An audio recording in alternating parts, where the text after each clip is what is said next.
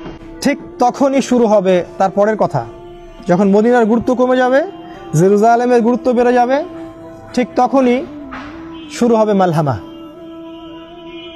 এই হাদিসটা রাসূল তার সাহাবীকে বলছেন, তার নাম মুয়াজ ইবনে জাবাল। মুয়াজ ইবনে জাবালের ঘাড়ে হাত রেখে তিনি বলছেন, মুয়াজ, তারপরেই শুরু হবে মালহামা। তো মালহামা কি? তিনি বলছেন, মালহামা হচ্ছে এমন যুদ্ধ যেটা মানব জাতি কখনো কল্পনাও করেনি। যে যুদ্ধে প্রত্যেক 100 জন সৈন্যর মধ্যে 99টা সৈন্য মারা যাবে। যারা ন্যাটোতে আছে তারা যেন হাদিসটা ভালো করে শুনে নেয়, কারণ তারা খুব উৎসাহিত ফিল করছে আমরা রাশিয়ার সাথে নিউক্লিয়ার ওয়ারে যাব। তারা খুব ভালো করে যেন শুনে রাখে যে প্রত্যেক 100 জনের মধ্যে 99টা সৈন্য সেই যুদ্ধে মারা যাবে।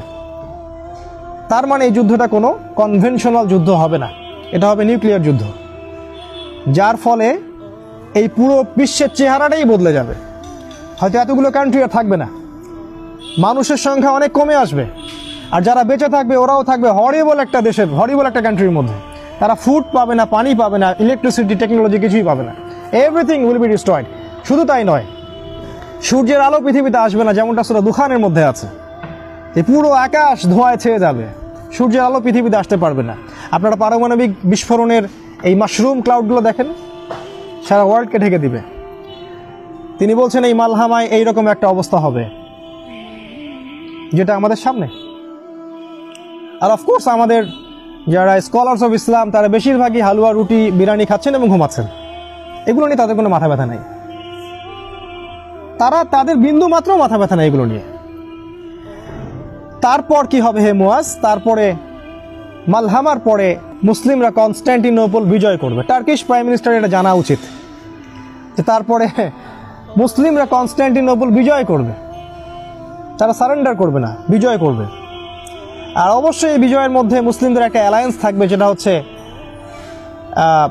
এমন কিছু খ্রিস্টান যারা সত্যিকার অর্থেই আল্লাহ বিশ্বাস করে, সত্যিকার অর্থেই তারা বিশ্বাস করে যে ঈসা আলাইহিস সালাম আল্লাহর পুত্র নন, তাদের মধ্যে ফেইথ আছে। এমন কিছু খ্রিস্টান মুসলিমদের সাথে অ্যালায়েন্স হয়ে থাকবে, তারা কনস্ট্যান্টিনোপল বিজয় করবে। এবং তিনি বলছেন কনস্ট্যান্টিনোপল বিজয়ের পরই বের হবে মাসিহুদ দাজ্জাল, যেই মাসিহের অপেক্ষায় স্টেট অফ ইসরায়েল বসে আছে।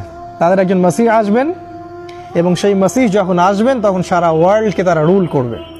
কিন্তু তারা এটা বুঝতে ব্যর্থ হচ্ছে যে সেই মাসিহ ছিলেন ঈসা আলাইহিস সালাম, আর এই যে মাসিহ আসছেন সে হচ্ছেন মাসিহ কাযযাব, মিথ্যাবাদী মাসিহ, যাকে রাসূল সাল্লাল্লাহু আলাইহি ওয়াসাল্লাম প্রফেসাইড করেছেন যে তিনি হচ্ছেন মাসিহুদ দাজ্জাল।